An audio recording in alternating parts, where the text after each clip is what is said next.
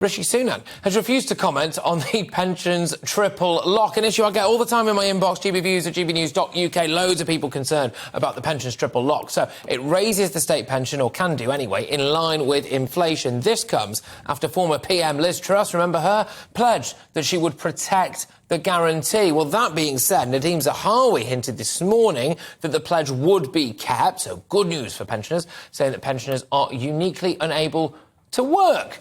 Right, there we go. Joining me now to go into more detail is pension expert and, crucially, member of the House of Lords. This is the wonderful Baroness Ros Altmann. Baroness Ros, I will keep saying this until I'm blue in the face. I think that pensioners in this country get a raw deal. There's a mental health crisis when it comes to the elderly. Often their energy isn't protected. They get slated by the young people who think they're all sitting on wads of cash, despite the fact that a lot of old people would give their last penny to their grandson or granddaughter, for goodness sake. The least we can do is shackle their pensions to some kind of guarantee, isn't it? Totally right. I couldn't have put it better myself.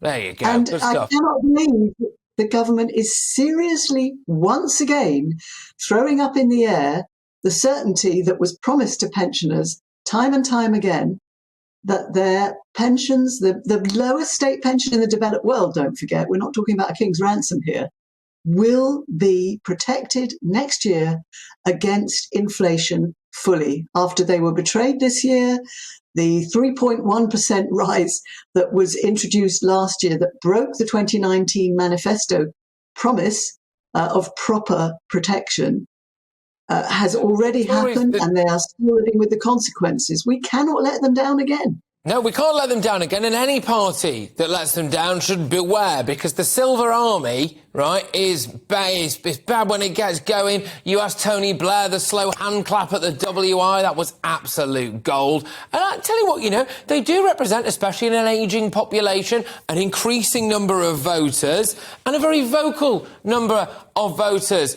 And yes, OK, a lot of them have got a bit of time on their hands to go and tell all their neighbours how angry they are as well, let's be honest. So they need to get the golden oldies on side, don't they? It would be suicide, political suicide, if they decided to ditch the pension triple lock. Well, I'm not even talking about the politics of this. I'm talking about the moral imperative, having promised that you're going to do something that millions of people in your country are relying on and have trusted you about. You cannot snatch it away at the last minute. You must not do so. What values do we live by? And the point for me is that we're talking about a state pension that is already so low. We're not talking about people who can't afford to upgrade their smartphone or can't afford to have a holiday this year. This is people who are living on, if you're on the old basic pension. Yeah, exactly. £7,500 a year. And well, minus the BBC licence fee. Yeah, minus the licence fee as well. But there we go. No, but seriously, just more generally, OK, I look at some other countries around the world and think, gosh, you know what? The way that you treat the elderly appears to be so much better than the way you treat them here.